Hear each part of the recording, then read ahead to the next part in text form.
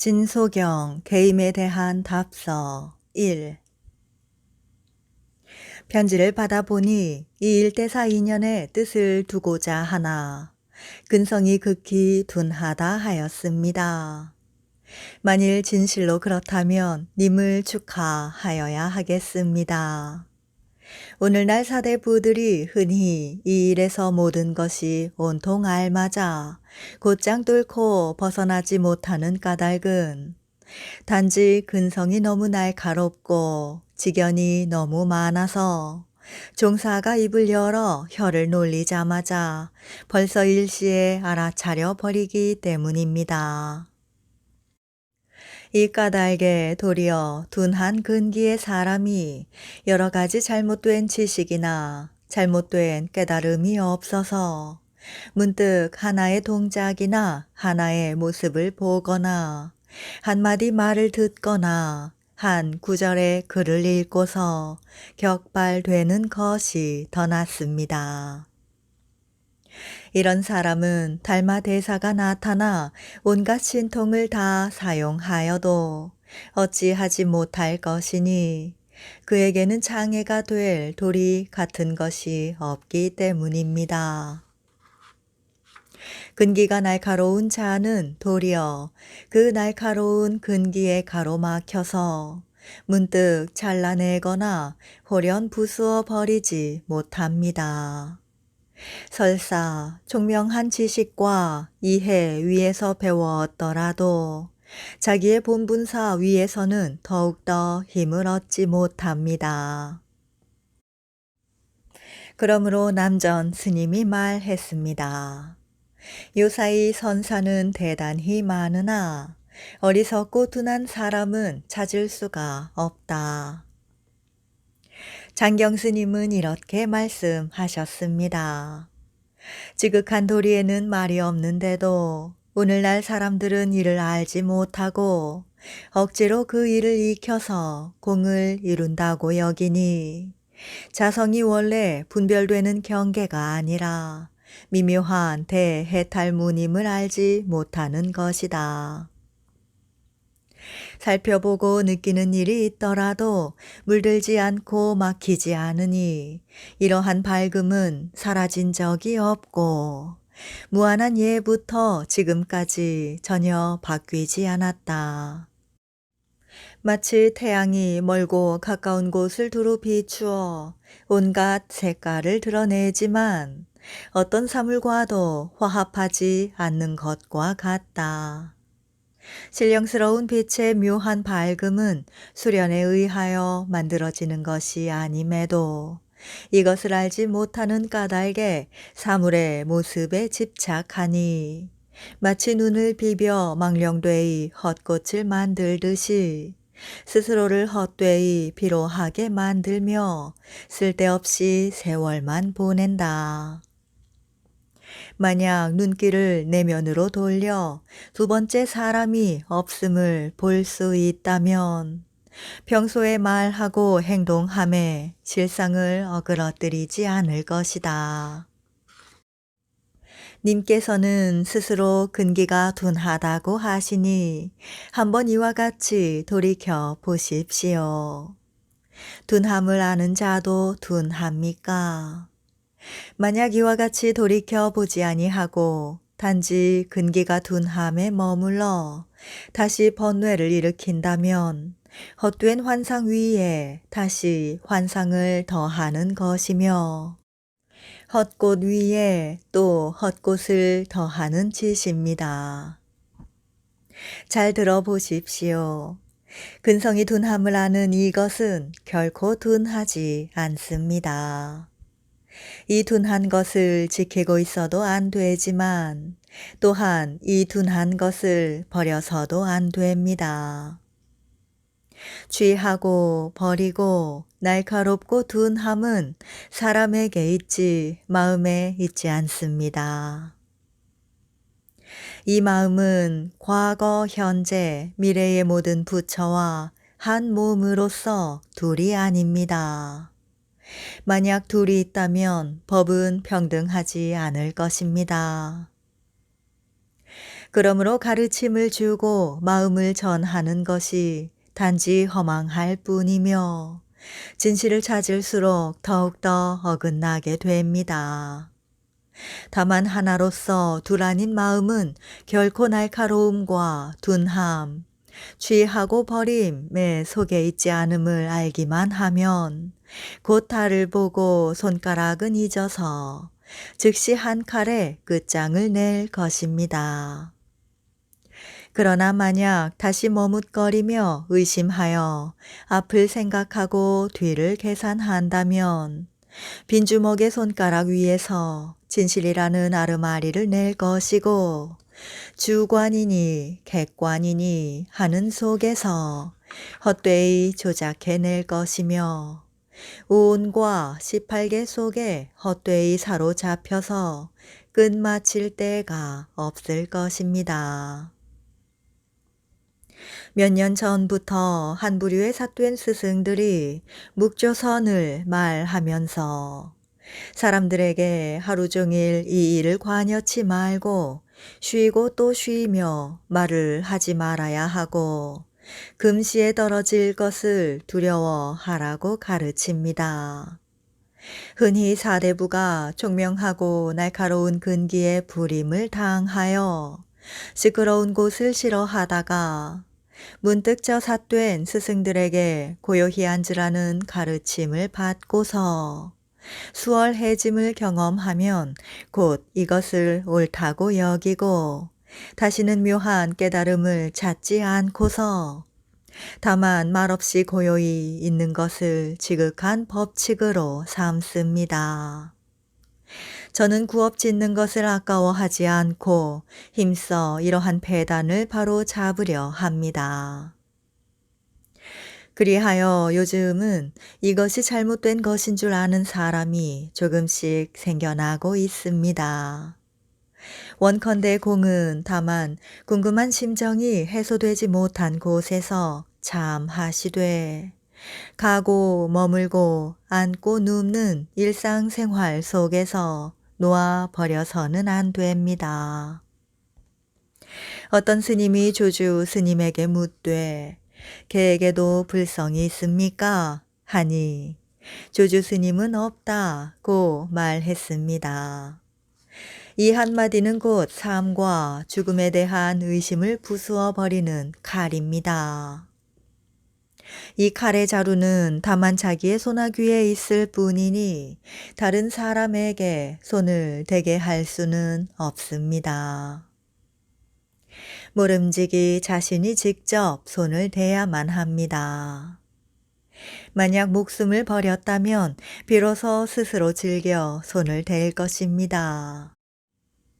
만약 아직 목숨을 버리지 못했다면 우선 다만 궁금한 심정이 해소되지 못한 곳에서 버티고 계십시오. 문득 스스로 기꺼이 목숨을 한번 놓아버리면 곧장 끝납니다. 그때야 비로소 고요한 때가 곧 시끄러운 때이며 시끄러운 때가 곧 고요한 때이고 말하는 때가 곧 침묵하는 때이며 침묵하는 때가 곧 말하는 때라는 것을 믿을 것입니다. 그리하여 남에게 물을 필요 없이 저절로 삿된 스승의 터무니없는 말을 듣지 않게 됩니다. 간절히 빌고 빕니다. 예전에 주세영이 편지로 우남 진정스님에게 물었습니다. 불법은 지극히 묘한데 일상생활에서 어떻게 마음을 쓰고 어떻게 탐구해야 합니까? 자비로서 가르쳐 주시옵소서. 진정스님이 말했습니다. 불법은 지극히 묘하여 둘이 없다. 다만 아직 묘한 곳에 이르지 못했다면 서로 길고 짧음이 있다. 진실로 묘한 곳에 이르면 마음을 깨달은 사람이니 자신의 마음이 마지막 진실이고 본래부터 깨달아 있음을 진실하게 알 것이고 진실하게 자제할 것이고 진실하게 안락할 것이고 진실하게 해탈할 것이고 진실하게 깨끗할 것이다. 일상생활에서 오직 자기의 마음을 쓸 뿐이니 자기 마음의 변화를 붙잡았으면 바로 쓸 뿐, 옳고 그름은 묻지 마라. 마음으로 헤아리고 사량하면 바로 옳지 않게 된다.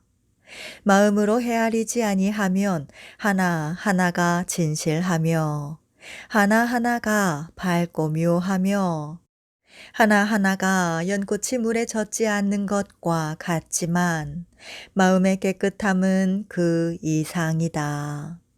그러므로 자기의 마음의 어두운 까닭에 중생이 되고 자기의 마음을 깨닫는 까닭에 부처가 된다. 중생이 바로 부처이고 부처가 바로 중생이지만 미혹함과 깨달음으로 말미암아 중생이 있고 부처가 있는 것이다. 요즘 도를 배우는 사람들은 흔히 자기의 마음을 믿지 아니하고 자기의 마음을 깨닫지 아니하고 자기 마음의 밝고 묘함을 누리지 아니하고 자기 마음에 안락한 해탈을 얻지 아니하고 마음 밖에 헛되이 선의 길이 있다고 여겨서 헛되이 기이하고 득이한 일을 세우고 헛되이 취하고 버린다. 그러므로 비록 수행하더라도 외도와 이승의 선적 단견의 경계에 떨어져 버린다. 수행에서는 단견과 상견이라는 구덩이에 떨어지는 것이 두려운 것이다. 단견은 자기 마음의 본래 묘하고 밝은 본성을 끊어 없애버리고 오로지 마음 밖에서 공에 집착하여 선적에 머무는 것이요. 상견은 일체법이 공임을 깨닫지 못하고 세간의 온갖 유의법에 집착하여 그것을 궁극으로 삼는 것이다. 삿된 스승의 무리는 사대부들에게 마음을 거두고 고요히 앉아서 어떤 일에도 관여하지 말고 쉬고 또 쉬라고 가르칩니다. 그러나 이것이 어찌 일부러 마음을 쉬려는 것이 아니겠으며 일부러 마음을 비우려는 것이 아니겠으며 일부러 마음을 쓰려는 것이 아니겠습니까? 만약 이와 같이 수행한다면 어떻게 외도와 이승의 선적, 단견, 경계에 떨어지지 않겠으며 어떻게 자기 마음의 밝고 묘함을 드러내어 완전한 안락과 있는 그대로의 깨끗한 해탈과 변화하는 묘함을 누릴 수 있겠습니까?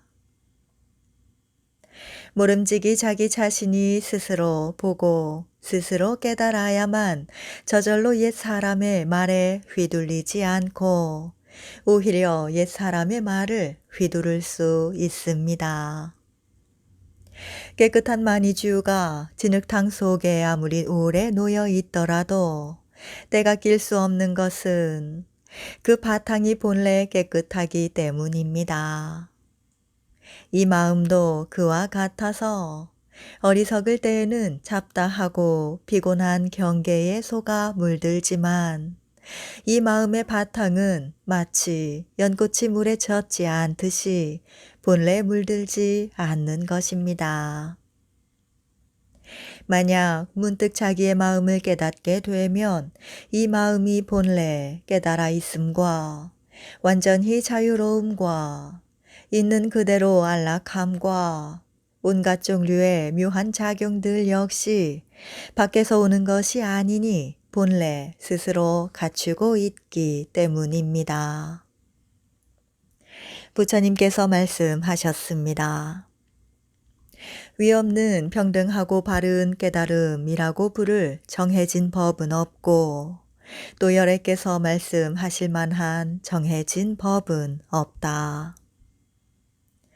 만약 본바탕을 확실히 한다면 실제로 이런 일이 있다는 것도 도리어 옳지 않습니다. 어리석으니 깨달으니 취하니 버리니 하기 때문에 어쩔 수 없이 도리를 약간 말했지만 이는 아직 묘함에 이르지 못한 이를 위한 방편의 말일 뿐이고 그 진실한 본바탕에는 어떤 것도 없습니다.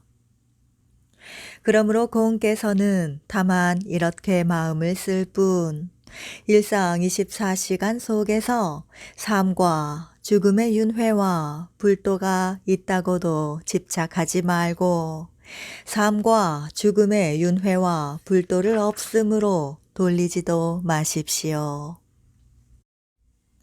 다만 개에게도 불성이 있습니까?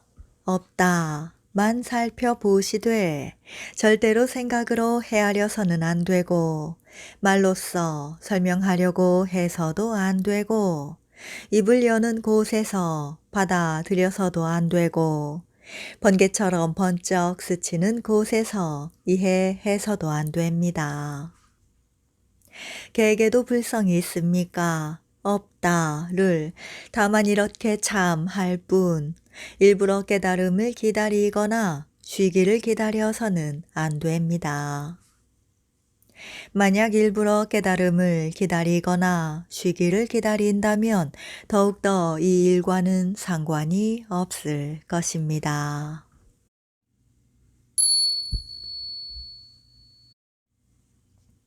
진소경 개임에 대한 답서 2 편지에 말씀하시길 제가 보내드린 지난번 편지를 받으신 이후로 시끄러운 가운데 피할 수 없는 곳을 만날 때마다 늘 스스로 점검하지만 아직 공부에 힘을 쓰지 못하고 있다고 하셨습니다. 다만 이 피할 수 없는 곳이 바로 공부가 끝나는 곳입니다. 만약 다시 힘을 써 점검한다면 도리어 멀어질 것입니다.